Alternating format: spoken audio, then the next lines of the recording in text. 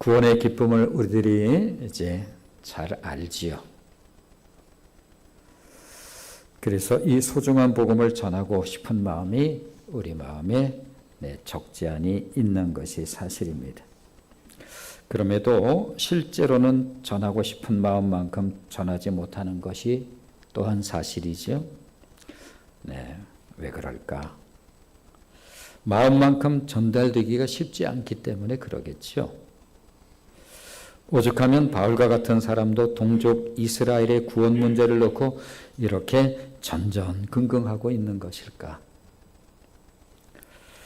우리들도 경험하는 바이겠습니다만 다른 어떤 이야기를 해도 쉽게 마음이 통하고 하나가 되는 경험 많이 하죠.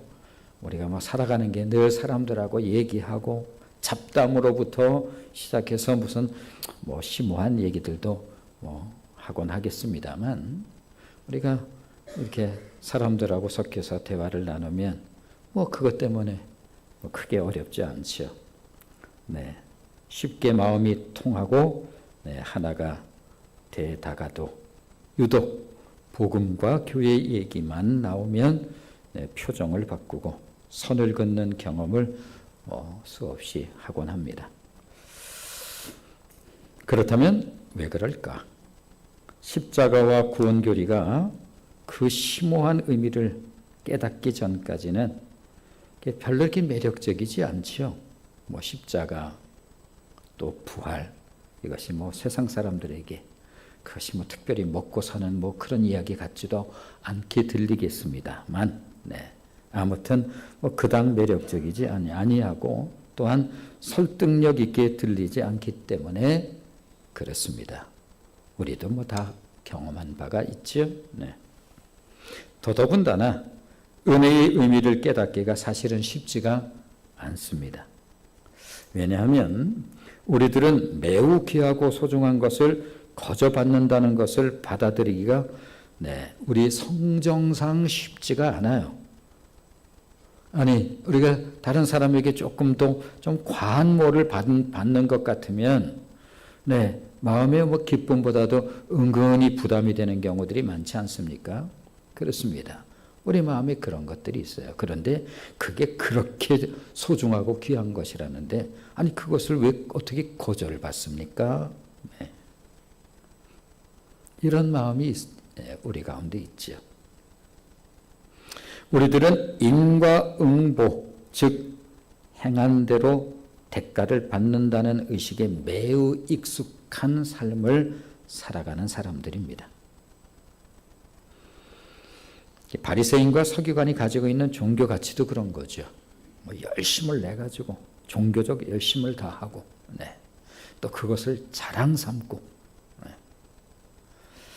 이것이 바로 성경에 소개되는 바리새인과 서기관들이 가지고 있는 그래서 그 안에 자기의라고 하는 것이 가득 채워지는 이것이 바로 보통 인간들이 가지고 있는 일반적 성정입니다. 게다가 유대인들이 가지고 있는 선민사상 이것도 마찬가지여서 그들은 자기 민족의 우월성에 취해 있는 그런 모습을 보이곤 합니다. 그래서 하나님이 자신들만의 하나님이라고 하는 기가 막힌 오해를 버리지 못해요. 아니 성경을 가지고 있음에도 불구하고 어떻게 저런 오해를 할까? 그렇습니다. 유대인들이 가지고 있는 소위 민족의식 가운데 하나가 소위 선민사상 하나님께 우리만 선택받은 민족이야. 그러기에 종교적 아집은 무종교만큼이나 무서운 거죠. 우리들이 살아가면서 크리스찬들하고 많이 같이 지내게 되죠. 가끔 우리가 겪는 어려움들이 아마 있을는지 모르겠습니다. 굉장히 고집이 세고 자기의 가지고 있는 생각을 굽히지 않고 그래서 굉장히 경직되어 있는 그런 모습들을 종종 볼 때가 있죠. 그래서 종교적인 아집은 생각하기에 따라서 무종교만큼이나 참 무섭다, 그런 생각이 들 때가 있습니다. 그런 의미에서 이 귀하고 좋은 신앙생활을 우리가 더 바르게 한다라고 하는 것은 정말 중요한 일이다. 바르게 한다는 것은 뭘까? 성경적 바른 이해를 가지고 신앙생활하기. 자, 로마서 10장 16절로 17절 말씀을 다시 상기하면서 시작을 하도록 하겠습니다. 같이 읽겠습니다. 시작. 그러나 그들이 다 복음을 순종하지 아니하였도다.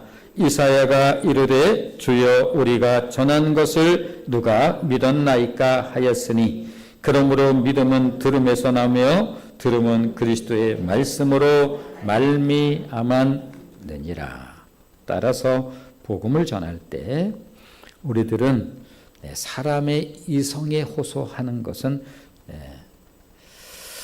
바람직하지 않지요. 말씀드린 것처럼 우리도 과거에 다 경험한 바이지만 십자가의 도, 부활의 이 그 교리가 그닥 세상 사람들에게 아니 뭐 크게 밥 먹여주는 것 같지도 않고 이 의미를, 깊은 의미를 모를 땐 다 그렇습니다. 뭐 그닥 매력적이지도 않고 또 논리적으로 굉장히 설득력이 있는 것 같지도 않고. 그러므로 우리가 복음을 전할 때 우리들은 그들의 이성에 호소하는 것이 아니라 하나님의 은혜를 구해야 하는 이유가 바로 여기 있다라고 할 수가 있겠습니다. 자, 그렇다면 어떤 은혜가 필요한 것일까? 에베소서 1장 17절 말씀을 한번 같이 보실까요? 에베소서 1장 17절. 같이 읽겠습니다. 시작. 우리 주 예수 그리스도의 하나님 영광의 아버지께서 지혜와 계시의 영을 너희에게 주사 하나님을 알게 하시고. 우리에게는 뭐 지혜와 계시의 영이 정말 귀하고 소중한 것이지만 우리가 신앙을 갖지 않은 사람들에게 또 이 말은 또 무슨 말인지 뭐 이해가 되겠습니까? 그렇습니다. 우리들이 복음을 받아들일 수 있는 유일한 방법이 있다고 한다면 논리적 설득이 돼서 그런 것이 아니에요. 뭐 십자가와 부활이 그닥 이 세상을 살아가는 우리들에게 크게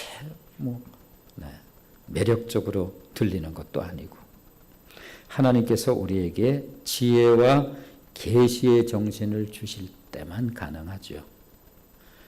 편하게 말하면 성령의 역사가 아니면 불가능해요.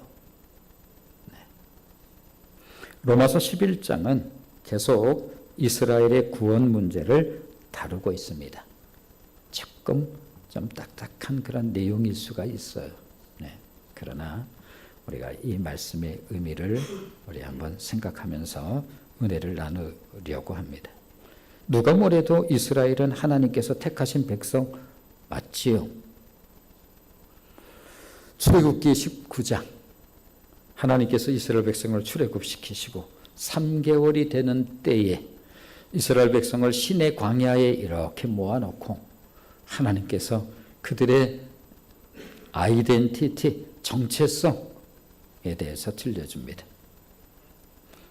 3가지로 딱 정리되죠. 너희는 나의 소유다. 하나님께서 그렇게 말씀하세요. 너희는 제사장의 나라야. 그리고 나의 거룩한 성민이란다. 이것은 이스라엘의 요구에 의한 것이 아니라 하나님의 일방적 선택이에요. 이스라엘 백성들이 우리 하나님의 백성 되게 해주세요. 되게 해주세요. 이런 요구한 바 없어요. 하나님께서 저들을 일방적으로 선택을 하셨습니다. 따라서 이스라엘은 하나님의 구속의 역사 가운데 특별한 민족임에 틀림이 없죠. 우리가 지난번에 이스라엘의 독특성에 대해서 우리가 살펴봤습니다만 2000년 동안 나라를 땅을 잃어버리고 그렇게 세계에 흩어져 살다가 2000년 만에 다시 나라가 세워질 수 있을까에 대한 말씀을 좀 드린 바가 있습니다. 역사학자 토인비 말처럼 하나님께서 하시지 않으면 그거는 어림도 없는 얘기입니다. 그렇습니다. 하나님의 구속사 가운데 그런 의미에서 이스라엘이 특별한 민족이라고 하는 사실만큼은 부인할 수 없는 사실이죠. 그런데 문제는 무엇인가 하면 이상하게 이스라엘 백성들은 예수를 안 믿어요. 아니 예수를 믿어도 제일 먼저 믿어야 될 것 같은 이스라엘 민족이 왜 예수를 안 믿을까? 이것이 바로 바울의 답답함이었죠. 그렇다면 이런 질문이 생길 수 있겠죠. 하나님께서 이스라엘을 버리신 것 아닐까요? 네, 이에 대해서 바울이 아주 예민한 반응을 합니다. 그럴 수 없습니다. 버림을 받다니요. 자, 로마서 11장 1절 말씀을 우리 다시 한번 읽어보도록 하겠습니다. 같이 읽습니다. 시작. 그러므로 내가 말하노니 하나님이 자기 백성을 버리셨느냐? 그럴 수 없느니라. 나도 이스라엘인이요 아브라함의 씨에서 난 자요 베냐민 지파라. 아니 그런 식으로 말하면 그 누구보다 내가 가장 먼저 버림을 받아야 마땅하지요. 아니 그래야 되지 않겠습니까? 그래서 이스라엘이 버림을 받는다면 그 중에 제가 제일 먼저 버림을 받아야 마땅하지요. 솔직히 나 같은 유대 골수분자가 어디 있습니까? 그래서 바울이 언젠가 자신이 과거 예수님을 만나기 전에 자신이 히브리인 중에 히브리인이었다. 나는 골수 유대 분자입니다. 뭐 이런 뜻이죠. 표현해 보자면 그래요. 게다가 예수 믿는 자를 얼마나 잔혹하게 핍박했습니까? 알고 계시지 않습니까? 스데반 집사가 그렇게 돌로 쳐맞아 죽는 그 순교 자리에 제가 가장 앞장서지 않았습니까? 예수님에 대해서는 철천지 원수 같은 자였습니다. 아니 오죽했으면 부활하신 예수님께서 나에게 찾아오시면서 하셨던 첫 번째 말씀 여러분도 아시지 않습니까? 사울아 사울아 주여 니시오니까 네가 핍박하는 예수라. 예수님의 기억 속에 내가 어떻게 기억됐는지 아십니까? 당신을 핍박하는 자로 그렇게 기억된 자가 접니다. 그러니 어딜 봐서 내가 예수를 믿겠어요? 네. 아니 제가 어떻게 예수를 믿겠습니까? 내가 그런 자였는데. 속된 편으로 반푼어치도 없죠. 내가 무슨 세상 사람 다 믿어도 나는 안 믿을 사람입니다. 그런데 그런 제가 구원을 받았습니다.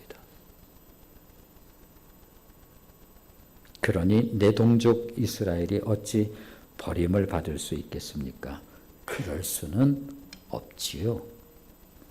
자, 로마서 11장 11절 말씀을 한번 보시면 로마서 11장 11절 같이 읽겠습니다. 시작. 그러므로 내가 말하노니 그들이 넘어지기까지 실족하였느냐? 그럴 수 없느니라. 그들이 넘어짐으로 구원이 이방인에게 이르러 이스라엘로 시기나게 함이니라. 이처럼 동족 사랑이 남달랐습니다. 바울이.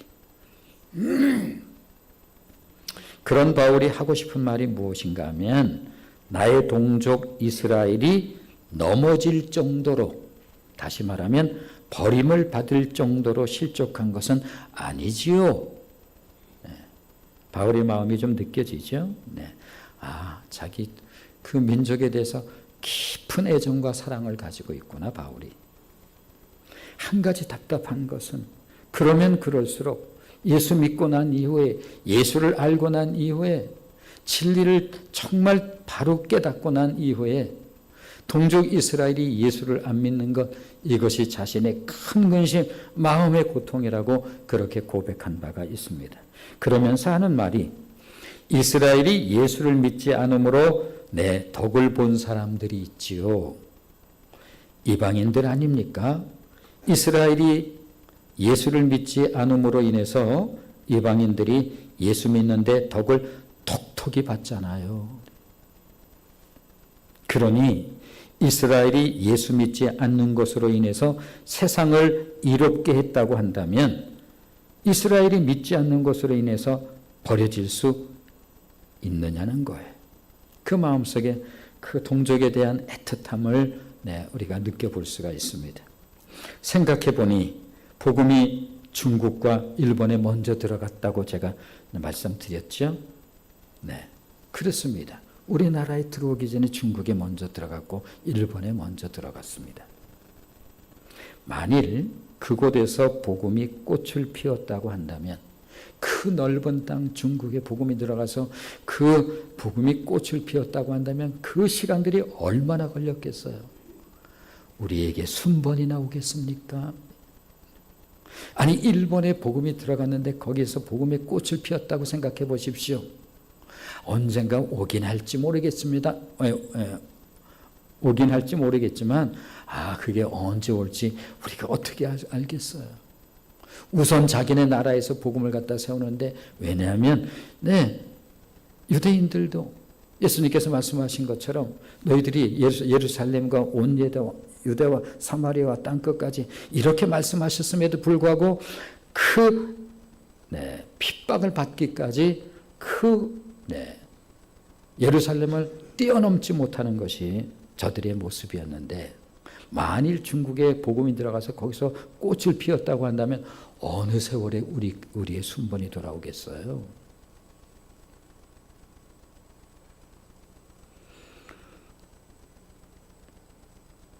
다행히 그들이 복음을 받아들이질 않았어요. 제대로.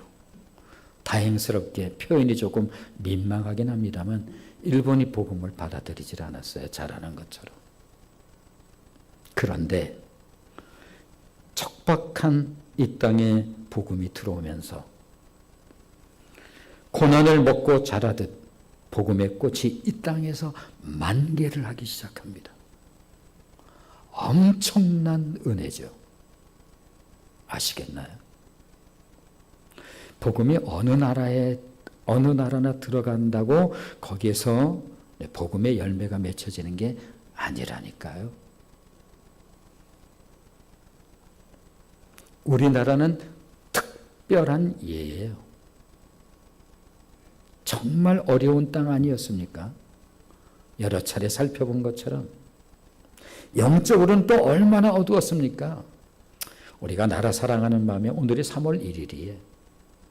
우리도 누구 못지않게 나라 사랑하는 마음이 있지만 나라 사랑이라고 하는 것이 무턱대고 내 나라 사랑이라고 되는 게 아니라 우리나라가 그렇게 영적으로 정말 귀신의 땅 맞지 않았습니까? 저희가 살았던 어린 시절 마포구 대웅동 38번지 우리 집 바로 밑집이 한영남 권사님 친구가 살았는데 무당집이었어요. 아시죠? 툭 하면 동동 꿍이 징징징징징 그리고 우리 동네에 툭 하면 그 대문 앞에 밥이 엎어져 있어요. 나무라고. 귀신 달래는 거예요, 전부. 이 땅이 전부 그랬다니까요. 이 땅을 비하하고자 하는 말이 아니에요. 그런데 어린 마음에도 그게 참 찜찜했어요. 동네 형들이 이렇게 가르쳐 줬어요. 그 밥이 이렇게 엎어져 있고 나물 있고 그러면 침을 코에다 바르고 깽깽이로 3번 건너면 되는 거야. 그래서 열심히 저는 이렇게 해가지고. 이 땅이 그런 땅이었어요.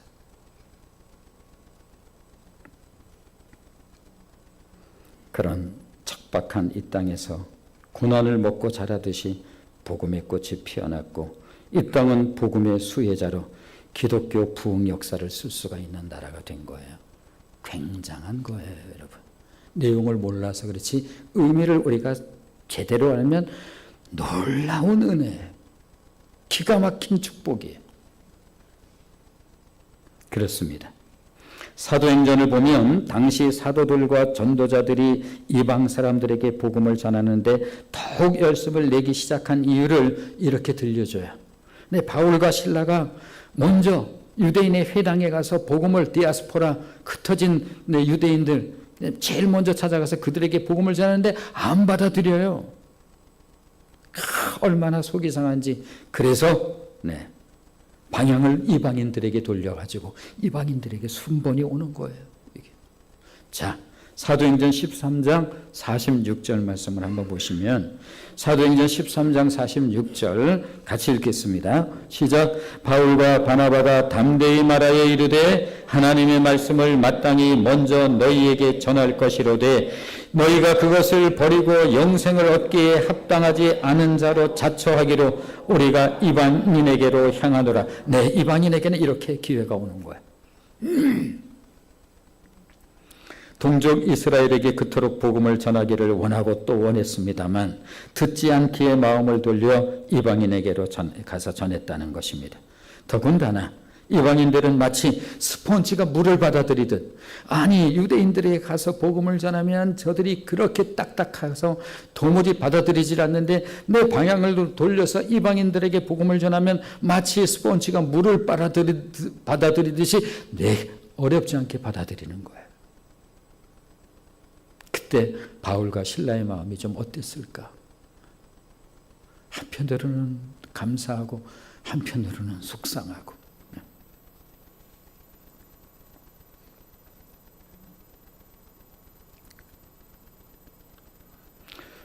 자, 12절 말씀을 한번 보시면 12절입니다. 같이 읽겠습니다. 시작. 그들의 넘어짐이 세상의 풍성함이 되며 그들의 실패가 이방인의 풍성함이 되거든 하물며 그들의 충만함이리요. 그러기에 그만큼 복음이 유럽에 빨리 들어가게 된 거예요. 이에 대해서 역사학자 아놀드 토인비가 매우 의미 있는 말을 들려줘요. 바울이 탄 배에는 지금 바울에게 복음이 있는 거죠. 바울이 지금 유럽으로 지금 향하고 있습니다. 바울이 탄 배는 유럽의 문명이 실려 있었다. 유럽에 가면 그냥 드러나요. 그게. 유럽으로 건너간 복음은 그곳에서 찬란한 기독교 문화와 문명의 꽃을 피우죠. 그렇습니다. 유럽의 오래된 도시를 여행하다 보면 광장 중심에 우뚝 솟은 거대한 성당, 이것을 두오모 성당, 대성당이라고 불러요. 피렌체 두오모 성당, 곳곳에 아주 두오모 성당, 특별히 두오모 성당, 대성당들이 있죠. 어마어마하죠. 가서 보면. 이번에 동계올림픽, 이렇게 아마 그 화면에 비춰진, 거기에도 그 중심에, 광장 중심에, 성당이 쫙 올라가 있는 거 보이죠. 거기 유럽의 전부가 그래요. 이게 유럽 문화예요. 유럽 문화는 한마디로 유럽의 역사는 기독교의 역사라고 할 수가 있습니다. 그 가운데서 만들어진 인본주의, 민주주의, 철학, 계몽 이런 부분들도 사실은 다 기독교와 관련이 있는 거예요. 기독교를 빼놓고 얘기할 수가 없습니다. 우리나라도 그렇습니다. 영적으로 말씀드렸던 것처럼 무지한 땅이었죠.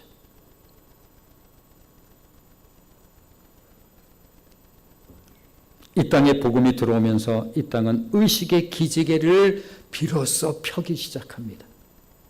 이게 복음이에요. 반상의식, 양반과 상놈 말하는 거죠. 남존여비 사상, 성차별, 무슨 딸을 학교를 보내. 그 아들이나 학교 보내고 그래야지. 얼마 전 얘기예요, 이 땅에. 오래전 얘기가 아니라.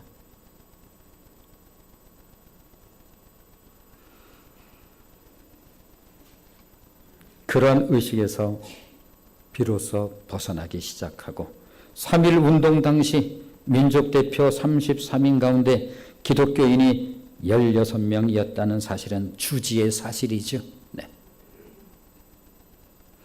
기독교가 이 나라를 새롭게 하는데 어떻게 기여했는지 잘 드러나는 대목입니다. 민족의 누나, 우리 유관순 누나. 유관순 누나가 이와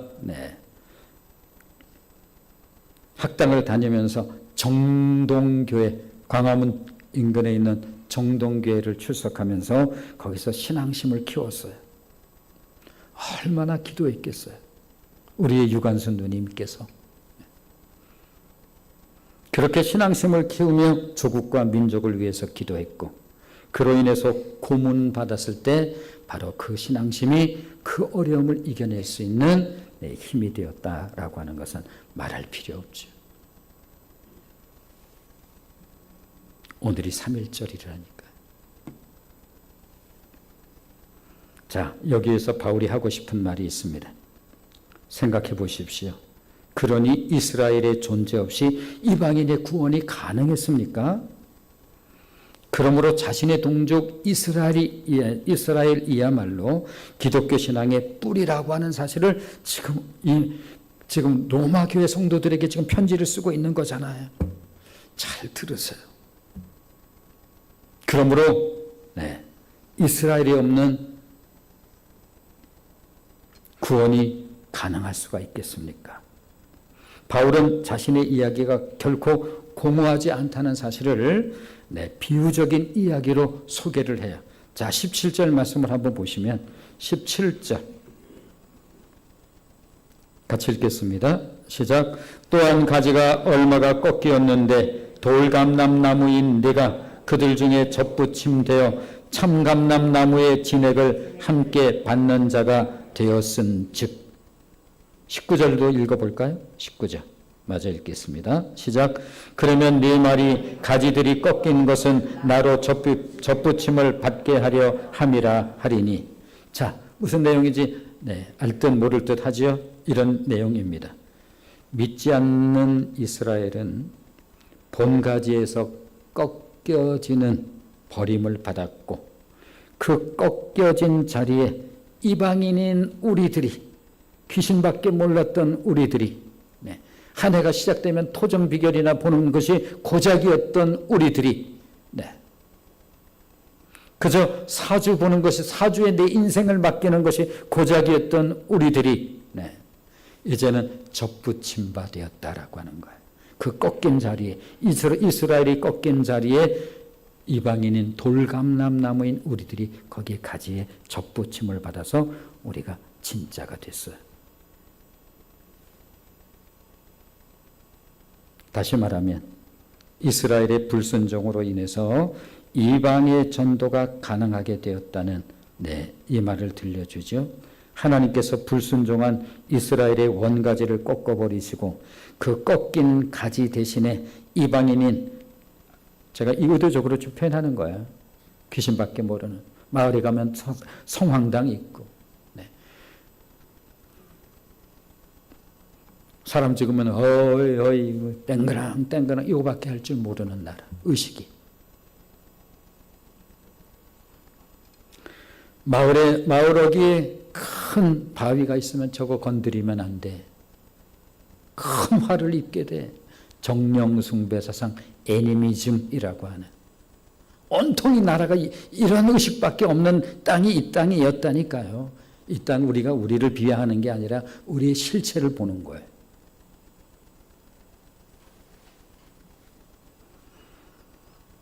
하나님께서 그런 우리를 가지에 접붙여 주셨어요. 그 꺾인 자리에 우리를. 그로 인해서 이방인인 우리들이, 하나님 하자도 몰랐던 우리들이, 예수의 옛자하고도 상관이 없는 우리들이 아브라함의 자손이 되었을 뿐만 아니라 이방인인 우리들이 하나님의 백성이 되는 구원의 은혜를 누리게 된 거예요. 따라서 이스라엘의 불순종이 오히려 이방인의 구원을 촉진하는 역할을 했노라, 이렇게 말하는 거죠. 그런데 경이롭고 놀라운 것은, 이것은 만세전에 감추었던 하나님의 비밀이라는 거예요. 우리가 버린 땅과 같은 땅인데 무슨 소망이 있어요, 이 땅이. 나라의 주권을 잃어버리고, 그렇게 또 같은 민족 간이 그렇게 피 흘리면서 전쟁을 하는 잿더미의 나라에 무슨 소망이 있겠어요? 어떤 전문가가 봐도 여기는 좀 어렵겠습니다. 거기다 소위 말해서 사상이라는 걸 가지고 북과 남이, 남과 북이 싸우고 있으니 거기에 무슨 소망이 있겠습니까? 그런데 하나님의 경륜이라니 실로 놀랍고 기이하도다. 바울이 생각할 때 정말 헤아릴 수 없는 놀랍고 경이로운 하나님의 경륜이 뭐냐면, 솔직히 인간적으로 생각하면 유대인 가운데 자신이 영적으로 가장 악한 자였어요. 예수님을 가장 핍박한 자였고, 그러니 버림을 받아도 자기가 받아야지. 왜? 영적으로 유대인 중에서 가장 악했고, 예수 믿는 자에 대해서는 그저 용서할 마음이 요만큼도 없었으니까. 예수님의 대적 중에 대적이 자신이고, 그러니 버림을 받아도 자신이 버림받아야 마땅하고, 지은 죄를 따져봐도 천벌을 받아야 마땅한 거예요. 전에는 몰랐지만 예수님을 만나서 예수가 누구인지를 알고 진리가 무엇인지를 바로 아는 순간부터 전율이 오는 것은 뭐냐면, 너무 끔찍한 행동을 자신이 한 거예요. 그러니 천벌을 받아도 100번 받아야지, 자신이. 그런데 이해할 수 없는 것은,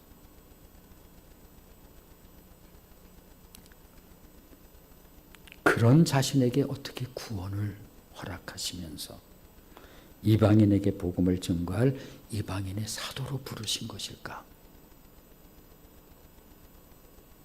실로 놀랍고 경이롭도다. 하나님의 경륜이요, 귀신밖에 모르는 이 땅을 어떻게 하나님께서는 이 땅을 관심을 가지고 바라보셨을 뿐만 아니라, 그 파란 눈동자와 금발의 머리를 한 그 우리가 볼 때는 이상한 인간 종자가 있구나, 세상에도. 어떻게 세상에 저런 인간 종자가 다 있나? 하여튼 머리에서 어떻게 저런 이상한 색깔의 머리가 나고 눈동자는 파란데 저 눈동자로 저게 뭐 보일까? 처음 만났을 때 얼마나 경이로웠을까, 놀랐을 거예요. 네. 그런 사람들을 이 땅에 보내서 이 땅을 일구기 시작해. 이 땅을 기경하기 시작해. 의식이 깨어나기 시작해. 여자들이 자기 이름을 찾기 시작해. 경주댁, 이름도 없이 누구 엄마로 사는 인생들이 하나님 앞에만 나오면 이름을 불러요. 아니, 이순자, 너, 김경옥, 이렇게 다 불러요. 이게 기독교예요. 이것이 복음이에요. 자, 로마서 11장 33절 말씀을 한번 보시면, 로마서 11장 33절 같이 읽겠습니다. 시작.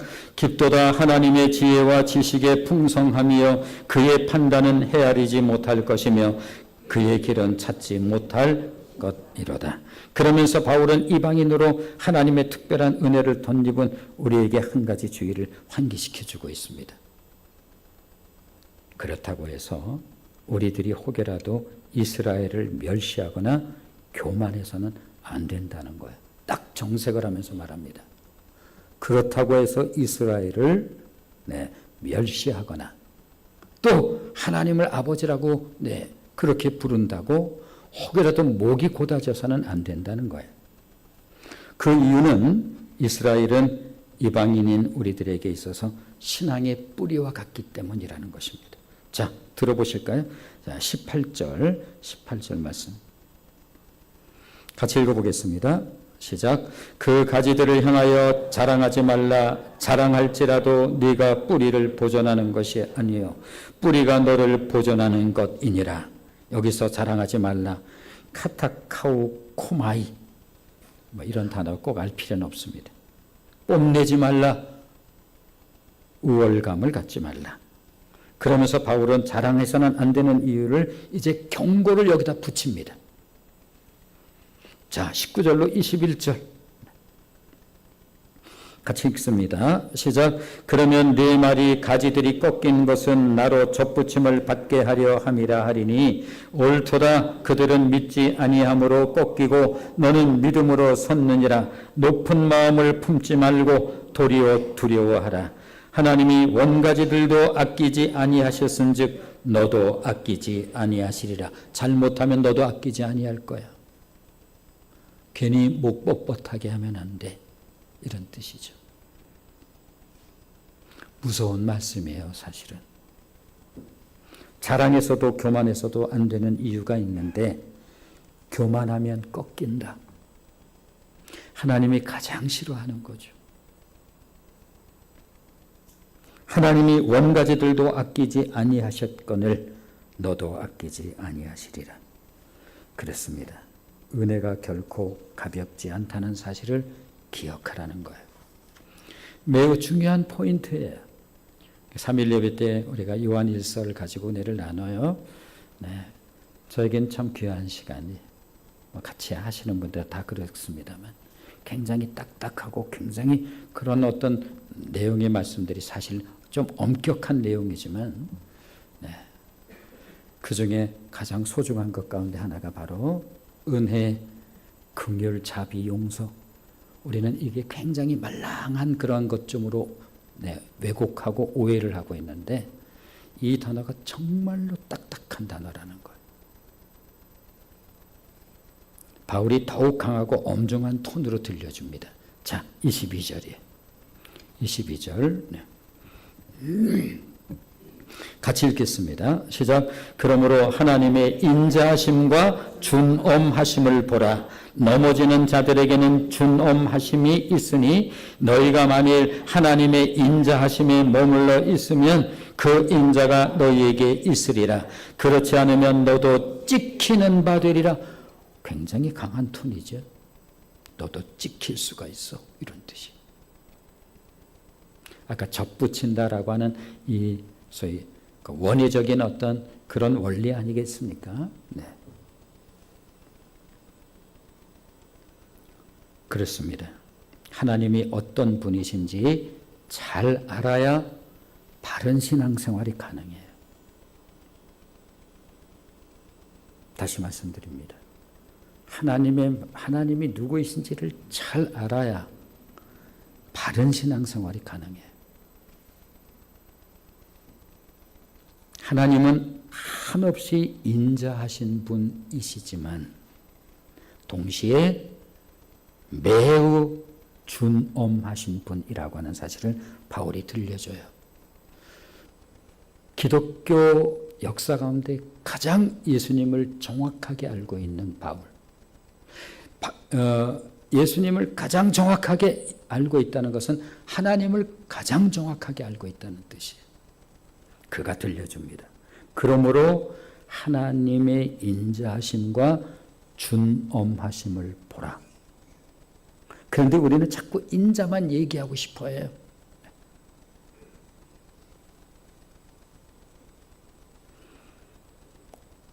그러므로 은혜를 결코 오해하거나 가볍게 여겨서는 안 된다는 것입니다. 그러면 하나님께서 누구를 엄하게 다루시겠다는 것일까요? 넘어지는 자들을 엄하게 다루신다. 하나님이. 넘어진다는 게 뭔가요? 하나님께서 믿지 않는 이스라엘은 엄하게 다루셨지만 접붙임을 받은 우리 이방인들은 인자로 다루셨지요. 우리에게 베풀어 주신 은혜가 실로 크고 놀랍죠. 우리는 불과 100년도 되기 전에도 이 나라는 소망이 없는 나라였습니다. 그냥 먹고 사는 것이 오직 온갖 슬픈 이야기로 가득 찼던 이 나라에 과연 소망이 있을까? 복음이 뭔지 아십니까? 복음이 이 땅을 바꾸기 시작합니다. 어둠을 빛으로 바꾸기 시작합니다. 핍절을 부여로움으로 바꾸기 시작합니다. 의식의 낮음을 의식의 높음으로 바꾸기 시작합니다.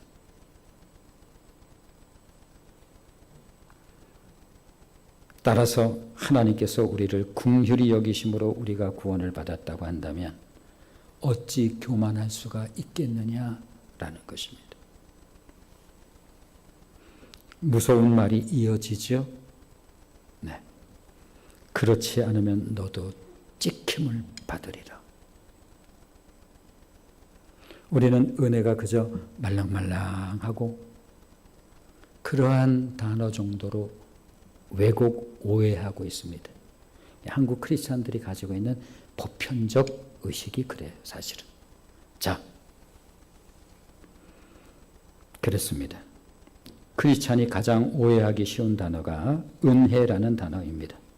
은혜는 우리를 향한 하나님의 최선입니다. 그것이 우리에게는 은혜예요. 너희가 그 은혜를 인하여 믿음으로 말미암아 구원을 얻었나니 이것이 너희에게서 난 것이 아니요 하나님의 선물이라. 그러므로 은혜는 우리가 그저 말랑말랑 쉽게 가볍게 여길 수 있는 그런 단어가 아니에요. 왜냐하면 은혜는 하나님의 최선을 말하는 거예요. 우리를 향한. 그런데 만일 여러분, 우리 애들이 막 결혼해서 가서 보니까 지내는데 그냥 뭐 맞벌이 한다고 바쁘고 힘들고 좀 그래 보여서 네, 돈은 없지만 이렇게 저렇게 이렇게 좀 마련해가지고 좀 그 청소기도 좀 하나 사주고 뭐 이랬어. 그런데 어느 날 가봤더니 네, 그걸 쓰는 게 아니라 저 창고 속에 그냥 박아놨어요. 마음이 참 서운해. 돈이 있어서 사준 게 아니라 네, 이렇게 저렇게 모아서 얼마나 좀 바쁘고 힘들까 싶어서 그걸 좀 어렵사리 이렇게 사서 줬더니 그걸 가지고 또 이게 이렇게 해서 내가 사줬다 뭐 생색내면 그것도 또 좀 그런 것 같아서 그냥 아무 말 없이 이렇게 좀 네, 그냥 사다가 갖다 놨는데 보니까 쓰질 않고 저 창고에 박아놨어요. 그걸 보니 마음이 영 서운해. 인간의 삶 속에서도 네, 필부들의 삶 속에서도 그런 느낌을 갖는 건데 하물며 당신의 독생하신 아들 예수를 십자가에 처참하게 죽이시는 예수님 하나님이 그걸 다 보시는 거예요. 그렇게 우리에게 은혜를 주셨는데 그 은혜가 아무것도 아닌 것처럼 그렇게 여김을 받는다고 한다면 하나님이 가만히 있으시겠습니까? 이런 뜻이에요. 얼마나 이 마음이 상하겠습니까? 은혜를 많이 올리긴 하는데 보안이 은혜적 삶은 아닌